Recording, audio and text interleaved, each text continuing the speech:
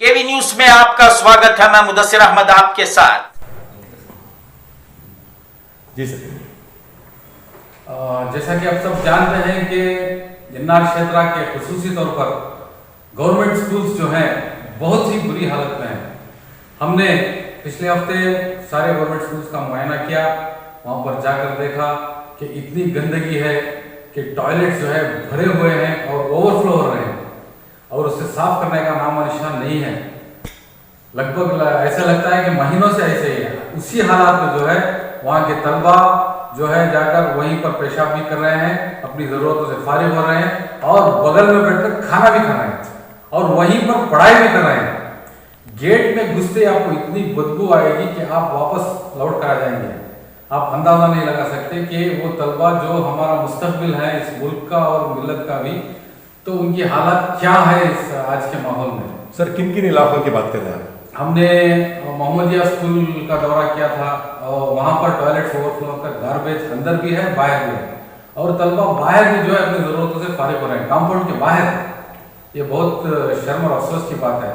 और हमने अजीज सेठ स्कूल को भी गए थे जो इसमें है बीडी क्वार्टर्स में है, और एक कन्नड़ा स्कूल को भी गए थे। वहाँ भी फर्नीचर नहीं है, इंफ्रास्ट्रक्चर नहीं है ठीक से, और वहाँ भी गंदगी बाहर अंदर गंदगी फैली हुई है। तो ऐसा क्यों है? हमें लगता है कि एक साजिश के तहत गवर्नमेंट स्कूलों को जानबूझकर जो है वहाँ पर जो है तरक्की नहीं की जा रही है, वहाँ पर इंफ्रास्ट्रक्चर नहीं बनाया जा रहा है और जो बुनियादी सहूलियात हैं जैसे कि यूनिफॉर्म और किताबें, शूज़, फर्नीचर कुछ भी नहीं है वहाँ। ये मुझे लग रहा है कि प्राइवेटाइजेशन का एक हिस्सा है ये, क्योंकि अगर इतनी बद हालत है स्कूलों की तो वहाँ के जो पेरेंट्स हैं तो अपने बच्चों को ऐसी गंदगी में पढ़ाना कभी नहीं चाहते। वो चाहे खर्चा करने के लिए तैयार हैं, खर्च कर प्राइवेट स्कूल में जाने के लिए तैयार हैं, लेकिन गवर्नमेंट स्कूल में इतनी गंदगी जो है वहाँ पर अपने बच्चों को भेजने में वो बिल्कुल तैयार नहीं है, मुतमईन नहीं है। अच्छा, government school in the sense Urdu की बात कर रहे हैं आप? उर्दू, हाँ, सारे गवर्नमेंट स्कूल की वही हालत है, उर्दू हो, कन्नड़ा हो, इंग्लिश हो, जो भी हो, सारे गवर्नमेंट स्कूल की वही हालत है। इसलिए जो है गवर्नमेंट वहाँ पर तादाद कम हो रही है, स्टूडेंट्स की तादाद कम हो रही है क्योंकि इतनी गंदगी है और बुनियादी सहूलतें तक नहीं है। और तादाद कम होने की वजह से गवर्नमेंट को एक बहाना मिलता है कि स्कूल को बंद कर दे। तो ये ऐसे ही स्कूलों को बंद करते आने की साजिश कर रहे हैं। जैसा कि आपने निजामिया स्कूल का भी एक मामला देखा और फारूखिया का भी देखा, और ऐसे ही पूरे जो स्कूल्स यहाँ के इलाके में है, और BM श्रीनगर में एक स्कूल है और गाय का तबेला हो गया, वहाँ गाय बनते हैं। तो ऐसी हालत है। अगर गवर्नमेंट इन स्कूलों को प्राइवेट स्कूल के तरह अच्छा इंफ्रास्ट्रक्चर देकर अच्छा वहाँ पर बुनियादी सहूलतें देंगे तो जरूर जो है वहाँ पर जो है बच्चे जाकर पढ़ेंगे। मैं आपके माध्यम से सवाल करना चाहता हूँ, क्या गवर्नमेंट इतनी भी नाकाम है कि वो अपने गवर्नमेंट स्कूल्स को जो है अच्छे हालत में नहीं रख सकती? अगर मोदी योगा करने आते हैं तो ये 100 करोड़ रुपए का खर्चा करते हैं यहाँ पर, लेकिन गवर्नमेंट स्कूल्स जहाँ पर बच्चे पढ़ते हैं वहाँ पर ये हालात है। तो इसलिए हमने ये मुआयना करने के बाद DDPI को और डिस्ट्रिक्ट हेल्थ ऑफिसर को, जिला पंचायत CEO को, डिप्टी कमिश्नर को और DDPI को सबको जो है मेमोरेंडम्स दिए हैं और ये उन पर दबाव डाला है और ये डिमांड किया है कि यहाँ पर बुनियादी सहूलतें पूरी करे और जो भी ज़रूरत है वहाँ, चाहे वो स्कॉलरशिप हो, यूनिफॉर्म का मामला हो, किताबों का मामला हो, उसे जल्द से जल्द रेक्टिफाई करे और वहाँ की गंदगी साफ करे। अगर ये गंदगी साफ नहीं करेंगे तो ये गंदगी हम लग जाकर वहाँ पर डंप करेंगे, ऐसा भी हमने उनसे कहा है, क्योंकि वहाँ पर बीमारी आने का भी बहुत चांस है। आजकल कोरोना है और डेंगू मलेरिया का भी जो है एपिडेमिक चल रहा है। ऐसी हालत में इतनी गंदगी में अगर बीमारी आ गई तो वहाँ पर सैकड़ों बच्चे तालीम हासिल करने के लिए आते हैं, वो एक क्लस्टर बन जाएगा, वहाँ से बीमारी फैलकर सारी जगह फैलेगी। तो इसलिए हमने डिस्ट्रिक्ट हेल्थ ऑफिसर को भी जो है मेमोरेंडम दिया है कि वहाँ की हालात जल्द से जल्द वहाँ की साफ सफाई करे और वहाँ की हालात बेहतरीन करे। रफत भाई, आपने जायजा कब लिया था और लेटर कब लिखे हैं? लेटर आज हमने जाकर सबको लेटर दे के आए मेमोरेंडम। जायजा हमने पिछले हफ्ते किया था। अच्छा सर, उड़ते उड़ते एक बेहद खुशी की बात सामने आई है कि फारूखिया स्कूल का जब मामला था, रोज़ अव्वल से आप जिम्मेदारान वहाँ पर पहुँचे थे, बारिश में भी आप लोग वहाँ पे बैठे हुए थे। ये उड़ती उड़ती खबर आई है कि अल्हम्दुलिल्लाह उस मामले को लेकर 2 दिन के अंदर स्कूल खुलने वाली है, ऐसा बात सामने आई है। आपको क्या इत्तला मिली है इस सिलसिले? जी अल्हम्दुलिल्लाह, हमें भी यही इत्तला मिली है कि 2 दिन के अंदर वो स्कूल खुलने वाली है। ये बहुत अच्छी खुशखबरी है सारे मैसूर की आवाम के लिए।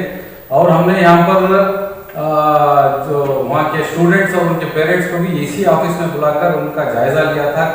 उन्होंने कहा था कि वहाँ पर मैनेजमेंट का कोई प्रॉब्लम कंप्लेंट नहीं है, वहाँ पर बेहतरीन तालीम भी हो रही है और तरबियत भी बहुत अच्छी वहाँ पर मिल रही है, और हिजाब का भी वहाँ पर हमें सहूलत है और बेहतरीन हालात है वहाँ पर। ये बंद होने की वजह से उन्हें बहुत अफसोस भी था।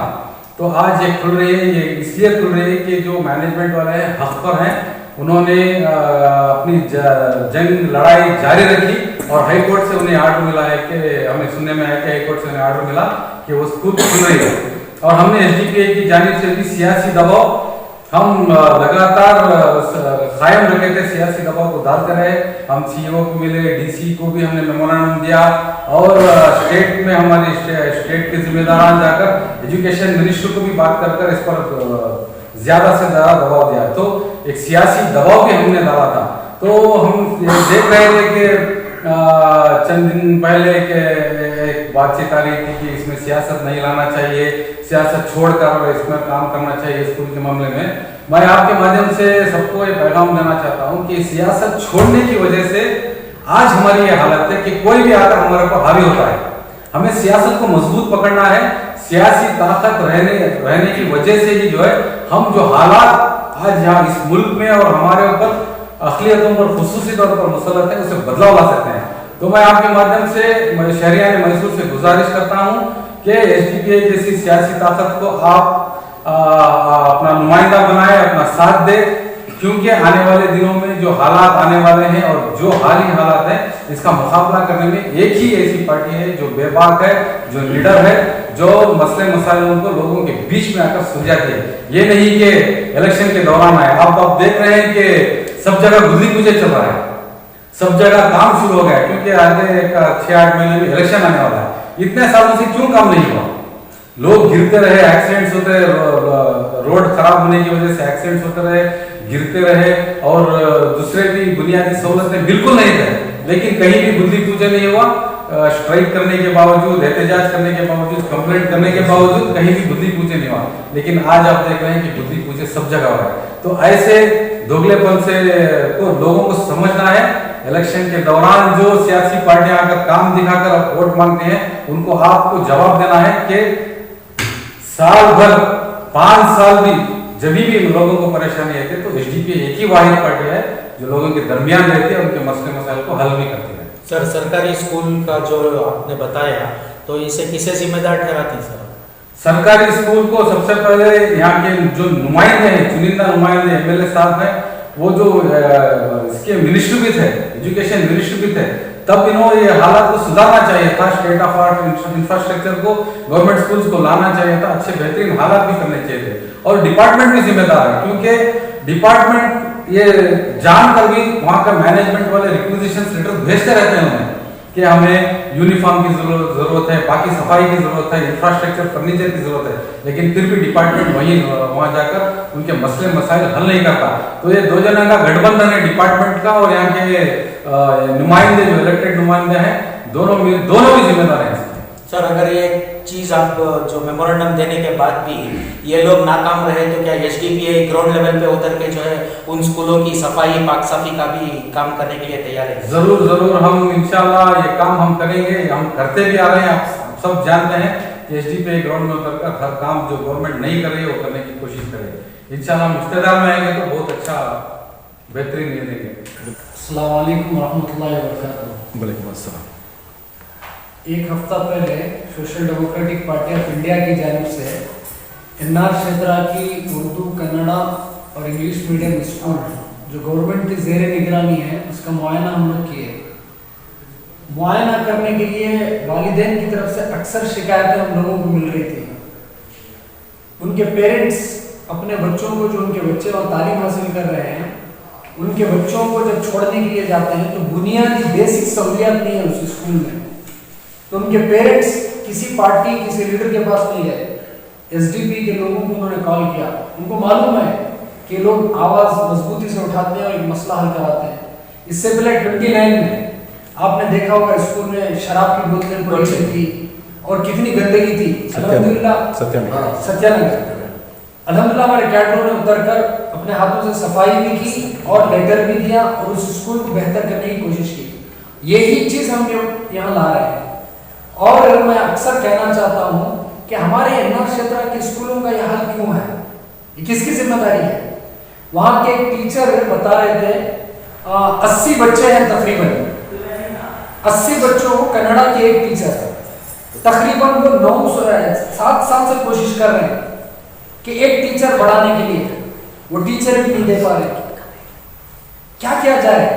क्या हमारे बच्चों का मुस्तकबिल ये नहीं है? हमारे बच्चों की जिम्मेदारी कौन लेगा? उनके घरों में जो आज हमारे नुमाइंदे कायदीन है, उनके घरों की कालीन और उनके घरों का फर्नीचर जाके देखें, क्या वो अपने बच्चों को उस फर्नीचर और उस कालीन पर बिठाने की कोशिश करेंगे? हैरत होती है। गाय के घोड़ों के तबेले से बदतर स्कूलों का हाल है। फिर अक्सर हमारे नुमाइंदे कहते हैं कि मैं जो भी काम करता हूं अल्लाह के लिए करता हूं, बगैर दिखाए करता हूं। मैं पूछना चाहता हूं कि कम से कम दिखावे के लिए करो। आप एजुकेशन मिनिस्टर रहे, आपने एजुकेशन मिनिस्टर में आपको काम करना चाहिए था, आपने काम नहीं किया। स्कूलों में हालात बदतर है, लोग सोल्यूशन अंदर आकर सोल्यूशन दे रहे हैं। और अजीज शेख मरहूम अजीजुल मिल्लत, उनके वालिद साहब के नाम से जो मंसूर स्कूल है, उस स्कूल का कंपाउंड अब तक में गिरने वाला है। बच्चों को बैठने के लिए फर्नीचर नहीं। और मैं सलाम पेश करता हूं उस स्कूल में काम करने वाली लेडीज टीचर को। 4-4, 5-5 घंटे टॉयलेट नहीं और फैन तक नहीं है, बगैर पंखे के बैठकर वो कौम के मुस्तकबिल को तराश रही है। और मुझे तो वहां जाकर ऐसा लग रहा था कि मैं शहर मैसूर की स्कूलों का नहीं, कोई बिहार बंगाल के जजीरों की स्कूलों का, ना बच्चों के बदन पर सही से कपड़े हैं, ना बच्चों को बिछाने के लिए कोई सही से शतरंजी नहीं है, बदबू आ रही है। बच्चों को खाना भी टॉयलेट की बदबू, फिर बाजू बैठकर बच्चे। ये कौम के बच्चे हैं। जिस इस्लाम ने सबसे ज्यादा जोर दिया पढ़ाओ, जिस कौम से तालीम के सिस्टम को खत्म कर दिया जाता है, उसकी नस्लें जहालत में चली जाती हैं। ऐसी जगह मैं पूछना चाहता हूं, अलवदारी सर्कल के पास करोड़ों के 3 करोड़ तकरीबन, ये 2-2.5 करोड़ रुपए लगाकर आप इतना बड़ा सर्कल बना रहे हैं। सर्कल से किसको क्या फायदा होने वाला? हो सकता है कि आप लोगों को कमीशन मिल जाए, लेकिन फायदा कुछ होने वाला नहीं है। और ही चीज ले जाकर अगर हमारे मुस्तकबिल बच्चों के लिए तुम्हारे ही नाम से करो, तुम्हारी फोटो लगा के करो, लेकिन हमारे बच्चों को अच्छी तालीम दो, हमारे बच्चों का जो अंदर इंफ्रास्ट्रक्चर है उसे ठीक करो। बिल्डिंग गिरने पर, इमारत दीवार गिरने पर आ रही, खुदा ना खास्ता किसी बच्चे पर गिर जाए तो क्या हालत होगी? क्या वो हमारे बच्चे नहीं है? बच्चों के बदन पर सही से यूनिफॉर्म नहीं, कपड़े नहीं। हम बाज लोग वहां के मैनेजमेंट बता रहे थे 100 लेटर हम लोगों ने जाकर बीओ को सब दिया है। ये किसकी मिली भगत है? ये किसकी जिम्मेदारी थी कि उन ऑफिसरों को लेकर आकर यहाँ काम कराने की? इससे पता चला कि दोनों लोग मिले हुए हैं, ये ख्वाब गफलत में पड़े हुए हैं। सिर्फ इलेक्शन के वक्त या किसी दुकान के ओपनिंग के वक्त, सर्कल के ओपनिंग के वक्त, या रास्ता बनकर कोई मेहनत करे अंडा, मेहनत करे मुर्गा, अंडा खाए फकीर। इस तरह कोई मेहनत करके एहतजाज करके जब रास्ता बन जाता है, तब आके खड़े होकर सेल्फियां खिंचाना आसान है। जाकर कौम में काम करना, उनका दर्द महसूस करना, गरीबों का दर्द महसूस करना। गरीबों के बच्चे आज हमारे मुस्लिम तबके में देख रहे हैं, बच्चे कैसे कैसे बीमारियों के शिकार हो रहे हैं। छोटे छोटे मासूम बच्चे सोल्यूशन पीना शुरू कर रहे हैं। क्यों? तालीम नहीं। तालीम किस लिए नहीं? कौन तबेले में पढ़ाने के लिए भेजेगा? कौन अपने बच्चों को ऐसी गिरती हुई दीवारों के नीचे दबने के लिए भेजेगा? ये सारे का सारा कसूर मैं कहता हूं यहाँ के लीडर, यहाँ के नुमाइंदों का है। अल्लाह के लिए, ये सियासत के लिए हम लोग मैं बात नहीं कर रहा हूं। आप नहीं कर रहे इसलिए हम लोग रास्तों पर उतरे हैं। आप करते तो हम लोग कुछ शाल हार लेकर आपके पास पहुंच जाते हैं। इसलिए मैं कह रहा हूं सबसे पहले सर्कल से पहले जरूरत हमारी बुनियादी स्कूलों की तालीम की जरूरत है। बनाए, तालीम को मॉडल बनाए और हमारे स्कूलों को बेहतर करें। इसीलिए हम आज कई ऑफिसर से, डीसी से वगैरह से मुलाकात करके आए हैं कि फौरन से फौरन एन्नार क्षेत्र के स्कूलों के मसाइल हल करें, वरना इंशाल्लाह एक तो हम रास्तों पर उतरकर सफाई करेंगे ही, फिर दूसरा उनके वहां का जो भी कचरा निकलने वाला मलबा है उसी डालेगा, क्योंकि ऑफिसों के सामने डंप करेंगे इंशाल्लाह। ये हमारा पैगाम है। हम कहते हैं जल्द से जल्द इस पर एक्शन लें और काम को आगे बढ़ाएं।